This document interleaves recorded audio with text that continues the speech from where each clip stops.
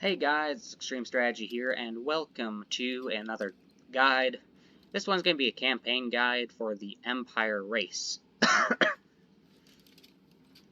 And, we're going to be discussing the three unmodded legendary lords that I have.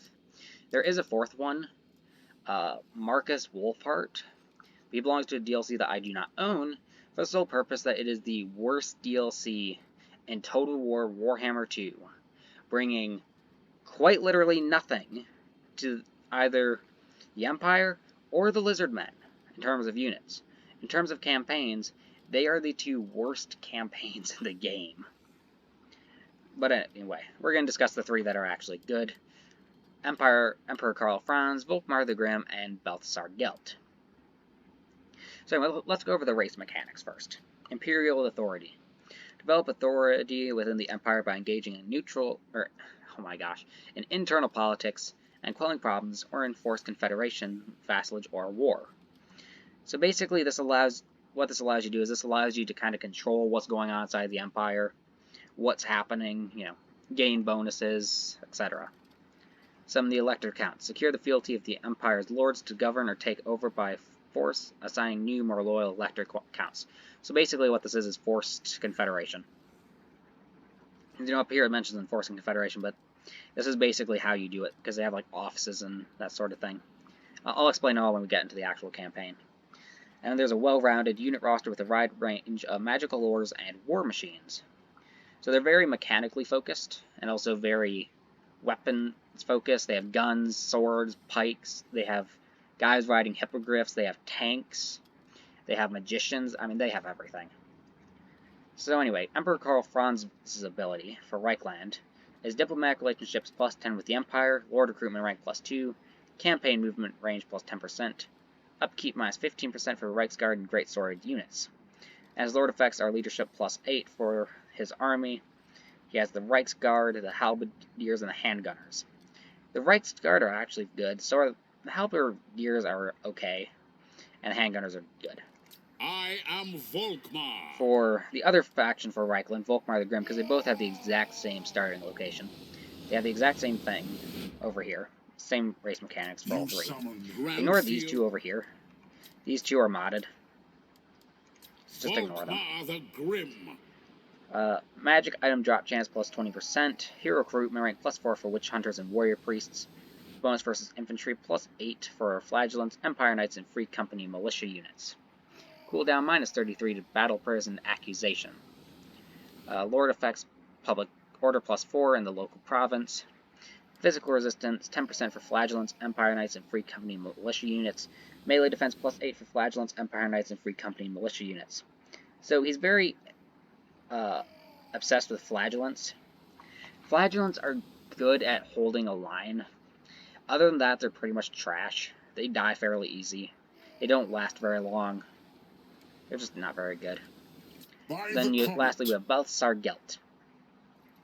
With a suitable climate of mountain, armor plus 10 for all units, hero capacity plus 2 for battle wizards, upkeep minus 50% for battle wizard heroes, and winds of magic cost minus 20% for lower metal, missile strength plus 10% for artillery units, hero recruitment rank plus 2 for battle wizards faction wide. And he has outriders, great swords, and mortars. So, very strong army. Very strong starting units, and this is the one we're actually going to start with. Reason being is it allows me to show you a couple of the mechanics in the Empire. So we're going to start the campaign. And the Empire, in my opinion, is one of the most powerful factions. It is not the most powerful faction, or race, sorry. I believe that will go to the Skaven forever, and especially Clan Vulcan. But for the whole Empire mechanics, though, they're actually very interesting because of how much of a wide variety of wide variety of bonuses that you can use in-game. And I'll discuss each one of them in detail, but you get bonuses for literally confederating everything. You have specialized fealty rules. It's it's a nation divided. And the fun thing about the Empire is you get to unite that nation. It's not nation divided, have to conquer everything. You can unite the nation through diplomacy, through confederation. You can do it through war if that's what you want to do. That's not necessarily what is needed.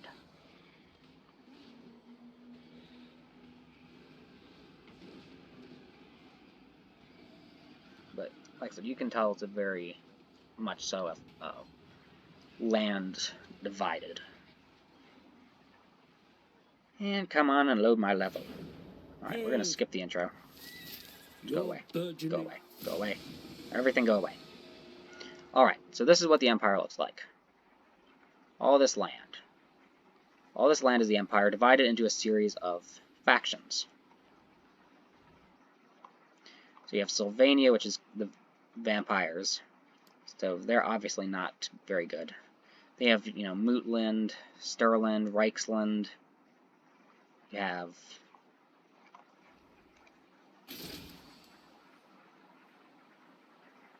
Marienburg. Just a ton of them. I mean, I can go into diplomacy real quick.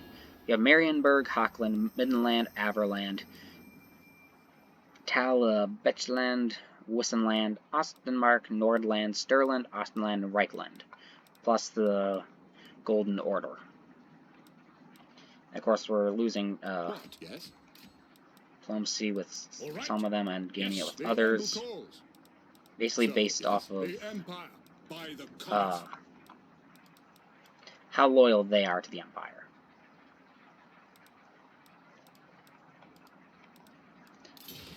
So, of course, naturally, the vampire counts will be a bit of a problem. And you do have greenskins to take care of. Anyway, let's get into the elector counts. So the elector counts, each one controls a certain area of territory. Whoops. Manfred von Karstein. Yeah, whoops.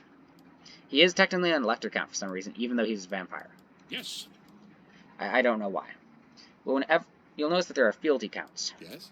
Sigma's some of them are more fealty than others. The nation. Yes. All right. Yes. Sigma's will. All right. Who calls? Yes. Apparently, this one is not fealty to anything. All right. So then you have the elector counts of the wasteland. Then you get a unique item and a unit whenever you confederate one of these. Ready. You get bonuses. There's unique units, and then the yes. like I said, the regiment of renown. There we go. And you can recruit said regiments for renown every 10 turns. So I'm just going to try and give you like a chance to look at the vast majority of them. If you guys want to pause this on your own time, you may. So, okay, down here you'll notice you have your recruit units, recruit regiments of renown, and then you have recruit from the elector count, state troops. So I could literally go in here after 10 turns and recruit Eldred's Guard, who are spearmen with shields who gain specialized bonuses against units. When I go over the roster in a second, I'm going to show you what all their units are. So then you have Electoral Machinations. This is very similar to what the High Elves have of the whole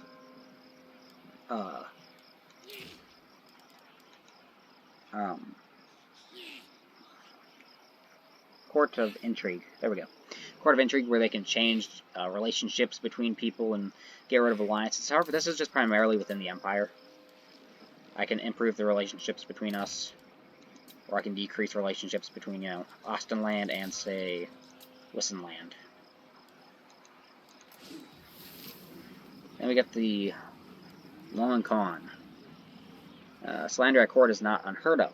Speaking outright untruth for political ends can be risky business. By using the more backhanded approach of exaggerating half-truths and emphasizing certain facts over others, you have successfully soured relationships between the elector counts of Wissenland and Austenland, and it decreases their diplomatic relationships by 50 with each other.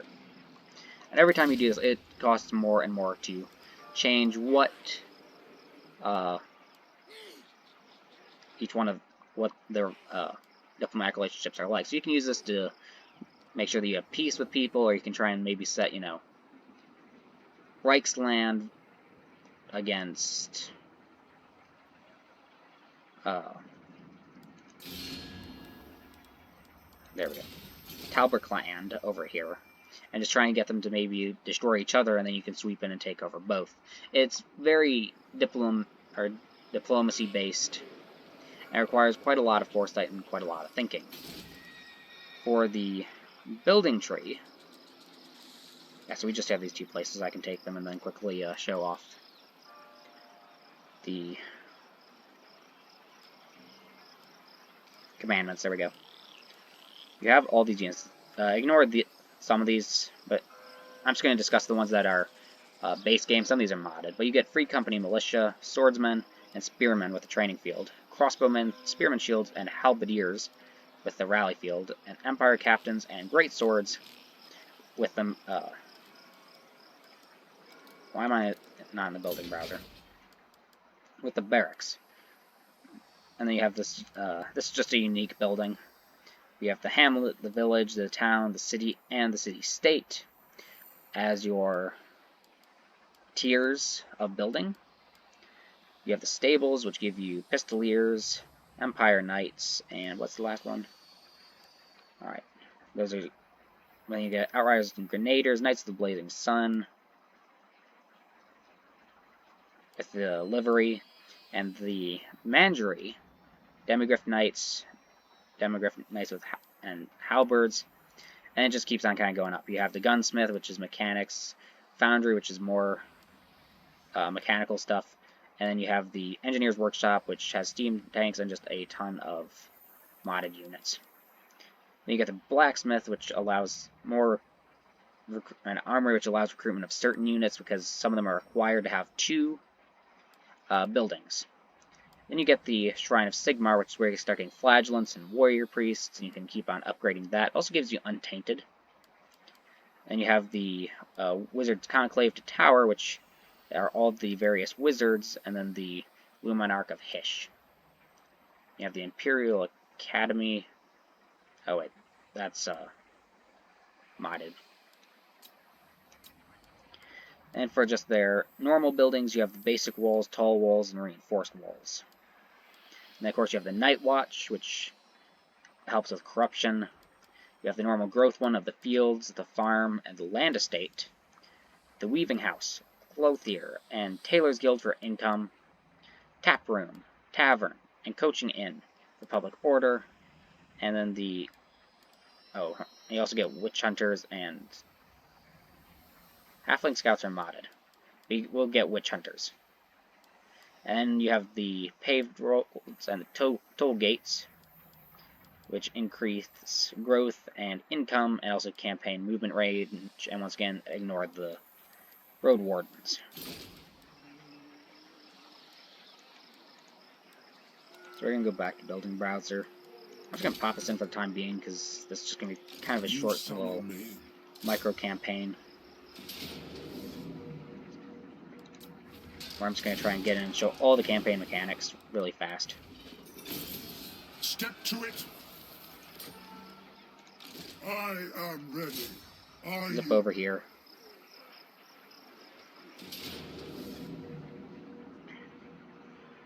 Alright. This is just going to be a quick demonstration of how to use the Empire in battle. There will be a battle guide in this later, so if you want to see that, be sure to hit the like button and subscribe so you can make sure that you see the battle guide, which is going to be an in-depth discussion on how to fight using the Empire, along with an army comp that I will highly recommend. I can make a modded version of the campaign guide as well for those of you who want to see that as well, and want to see me running around with a bunch of halflings riding pigs. Yes, that is in there.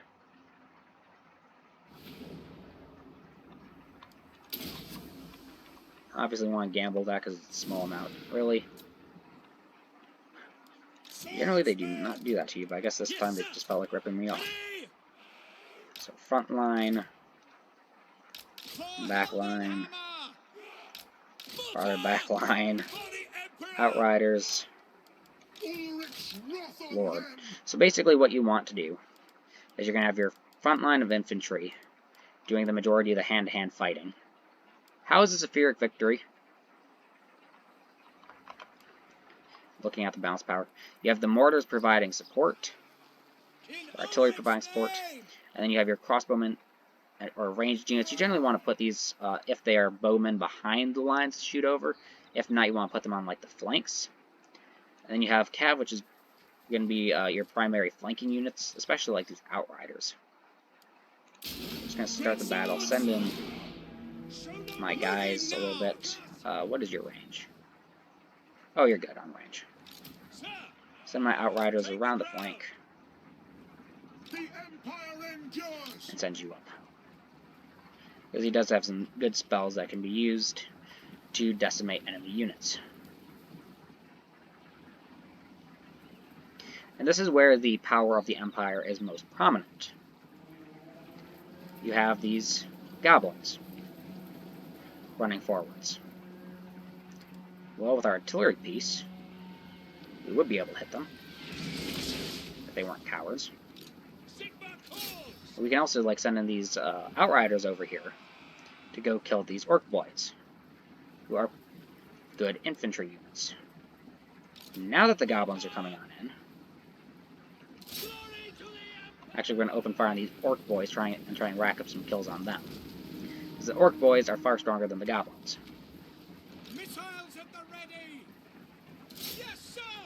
Same thing with these crossbowmen. We're going to open fire on the orc boys, trying to rack in some kills. My swordsmen need to come around. Yeah, as you can see, the artillery is just decimated.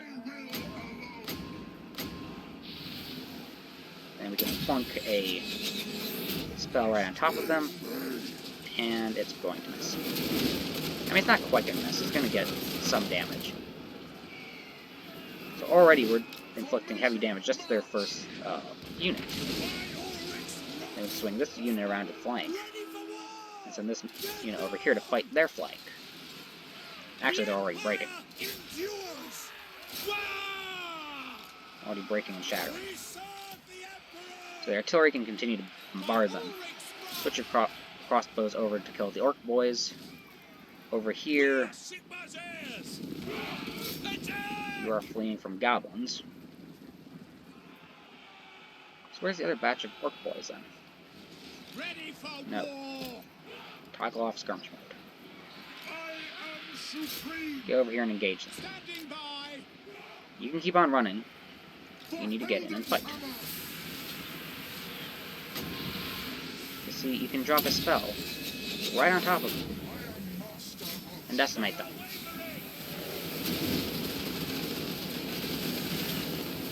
You don't have to worry too much about hitting yourself. Now that their wall is cancelled, it's going to do another wavering. Alright, where is their lord? Oh, that was a good shot. And I'll just keep shooting into this blob. So this is what you want to do. You want to target blobs.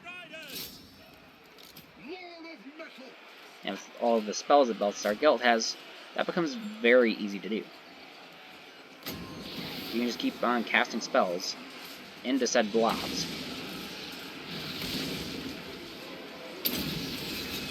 Apparently not have the spell go off. Alright, here we go. Causing more damage to come down. And this is why he is so powerful, is for the spell of Searing Doom. It does so much damage, it is ridiculous. Alright, everyone is routing, except for these guys over here. That's fine. Keep on inflicting casualties. By Sigmar's will. Fallen staff. Go. Oh, they shattered. There we go. So you want to focus very heavily on your ranged units, and not so much on melee. So as you can see, the machines, the artillery, and the crossbowmen, and the guns, Belstar Gelt all were very heavy in shattering, or played a very large part in shattering the enemy unit. Basically, just bring as much ranged as you can, and you'll never have problems. And also, who names their son Warg Brain Basha? Oh dear me.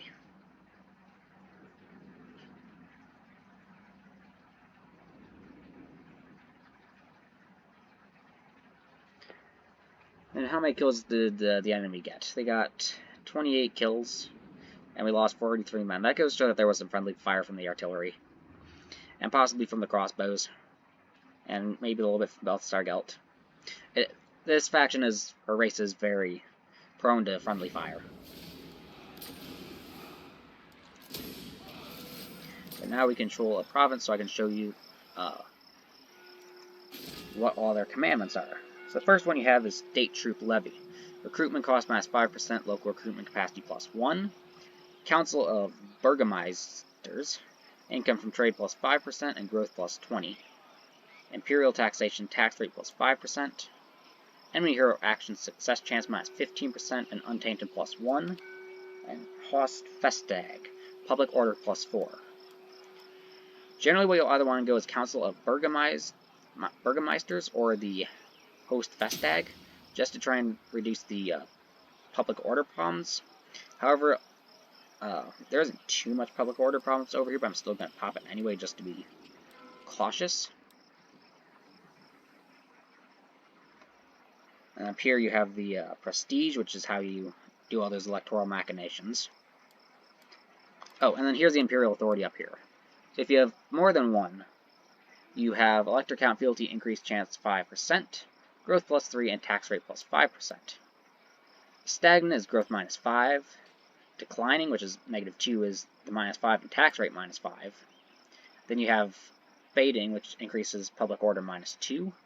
Crumbling, which increases all that to growth minus 8, tax rate minus 10%, public order minus 4, and leadership minus 5. And then you have Calamitous, which is basically civil war. All elector counts declare war on you, and you have to fight all of it. Now, it is possible for elector counts to break off, and then you will vote to decide whether or not to go to war with them. Also, another thing that happens is you can get events where basically you can increase fealty in one area and decrease it in another. Meaning you can technically confederate one area, all while causing another to decline in the Civil War and then be attacked immediately. Now for research, it's very heavy to what you would have imagined. You have standard troops, cav, artillery, and guns. Then you have the trade industry, which is very self-explanatory, focusing very heavily on income and upkeep and reductions and all that sort of stuff, reductions in recruitment. You have Imperial College, which focuses a lot more on the artillery stuff and more research rate. Yeah, here we go. Recruitment rate plus 2 for mortars and great cannons on all the artillery. Reducements in turns required. Hero help or hero action cost chance. Hero action costs decreasing and hero action success chance increasing. Increase to gold mines. Construction time minus 25%. You have the diplomatic corps, which basically increases your diplomatic relationships, or it gives you bonuses when fighting certain factions.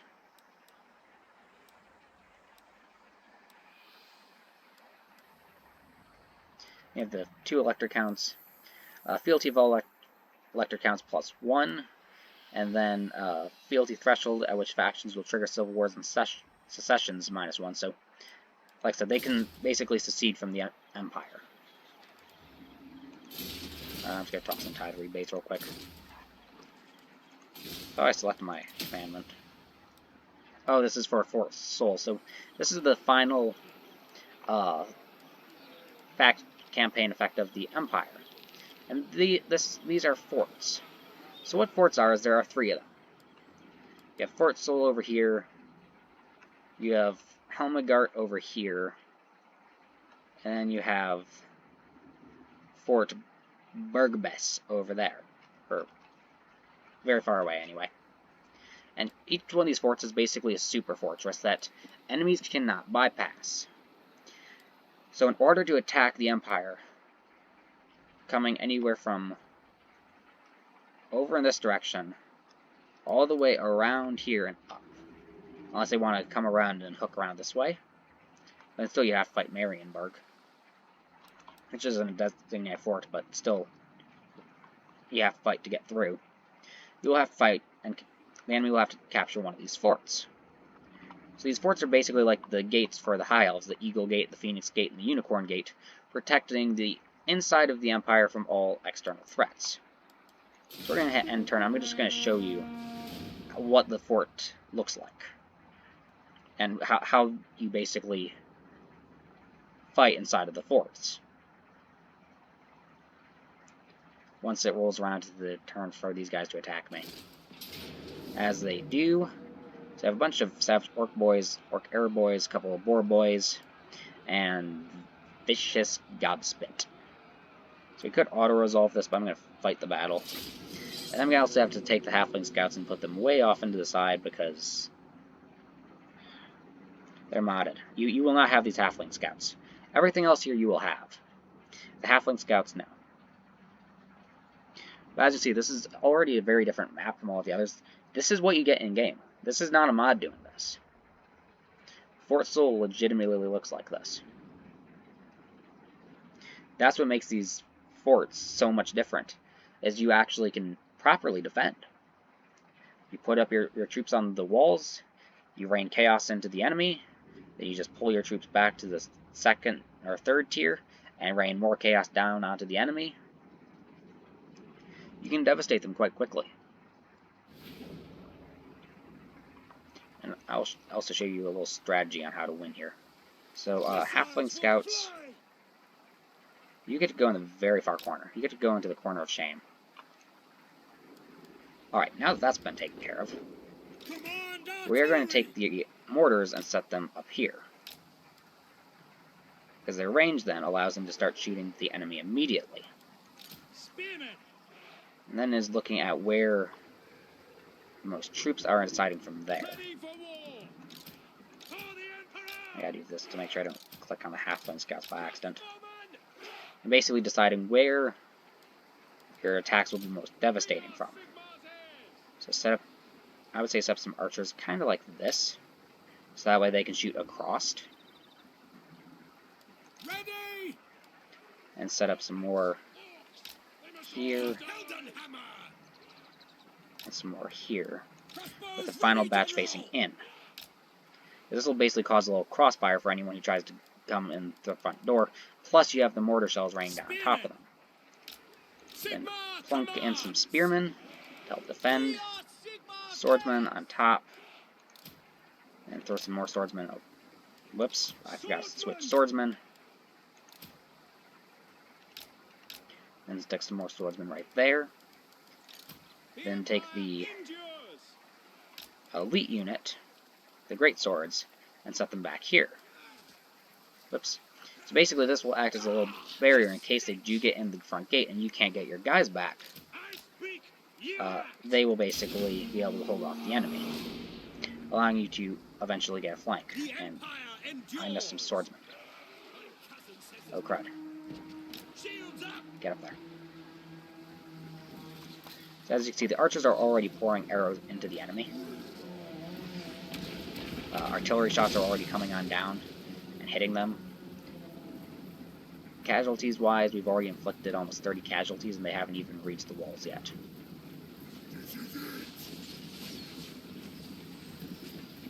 And they only have a single ranged unit.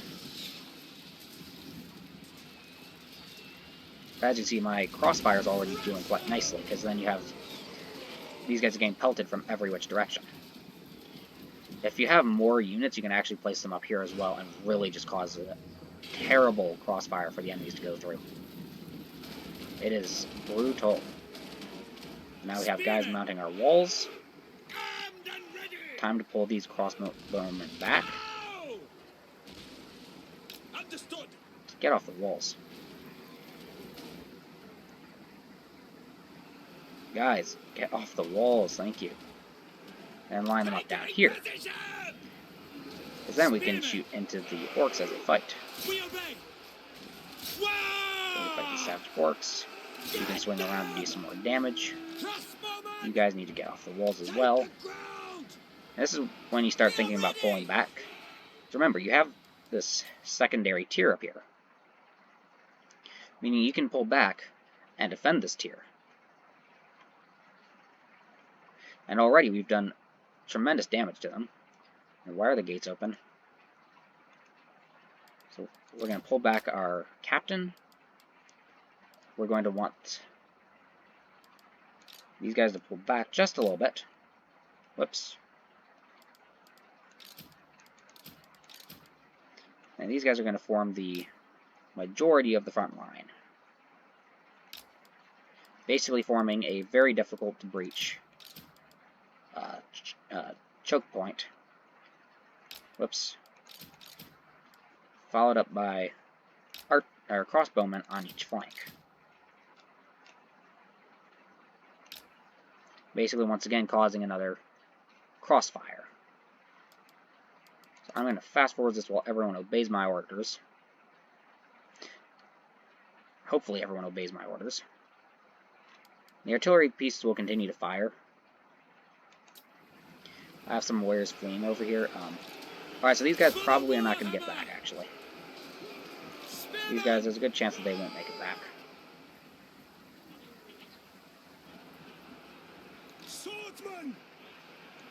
However, everyone else should make it back.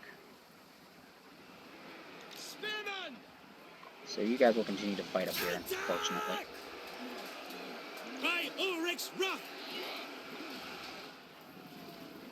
Racking up more kills.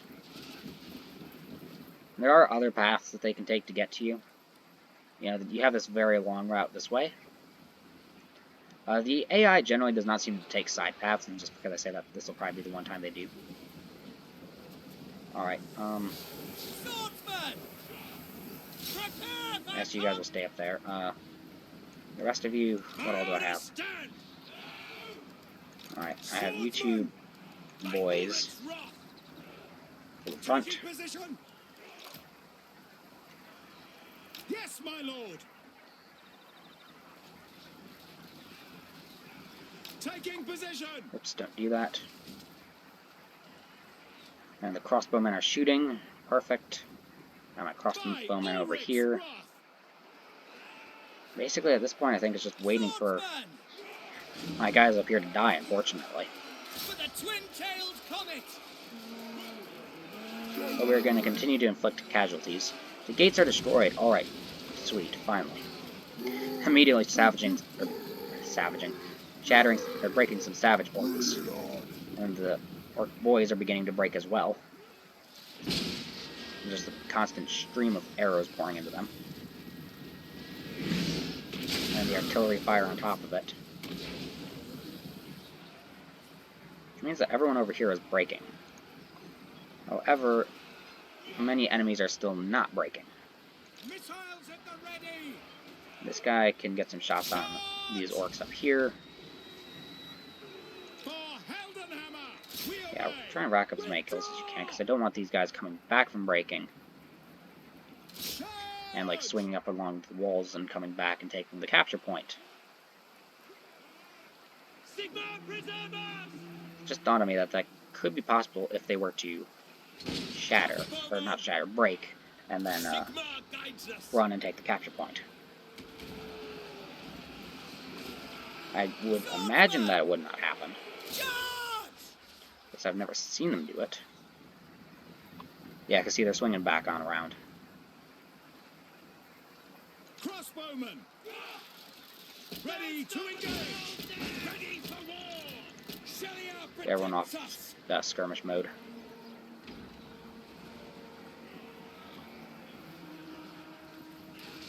And they're just breaking again. Over here, everyone's loyalty is still fairly good. But I'm guessing that will change once they start getting shot up by arrows. That does change most everyone. So fast forwards. Oh, they shattered. What about these guys over here? They are going to run to the edge of the level. Nope, they're swinging around back. Alright, really? Alright, you boys, where did they go? I don't see them. Oh, that's worrying. Oh, here they are. They're coming on back. Alright, that's fine. Crossbowmen, now! Just keep lighting them up. Fast forward some more. More shattering. And they all shatter. So basically that's how you use the forts, is you use them as kind of a tiered defense. Each tier providing more cover for you to use and more high points for you to use to shoot down and take out your opponents. That's all it is for.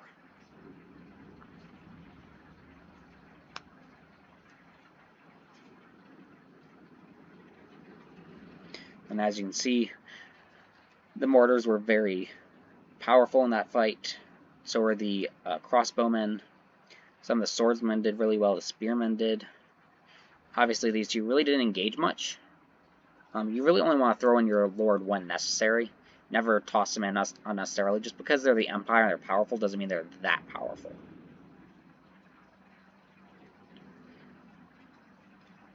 I mean, yeah, these captains are powerful, but like I said, they're not one-man army. They're not the orc war bosses. Then you can see just how effective cav are on these. They're absolute trash. The way you want to take a fort is going to be you have to outrange the fort garrison, which is very difficult. Probably laying siege, waiting for them to take attrition, and waiting for them to all basically be dead, and then blasting them with artillery is probably the best idea. Just because of how difficult they are to take out. Yeah, now he's running. But anyway, I hope you guys enjoyed this video. I hope you enjoyed the guide to the Empire faction. I hope this explained any potential questions you might have. If you have any more, just comment down in the comment in the comment section below. Also, go check out the Discord server where there'll be another guide for spells for Nurgle and Total War Warhammer 3, and more guides coming out soon. But anyway, I hope you enjoyed the video, and I hope you enjoy the rest of your day.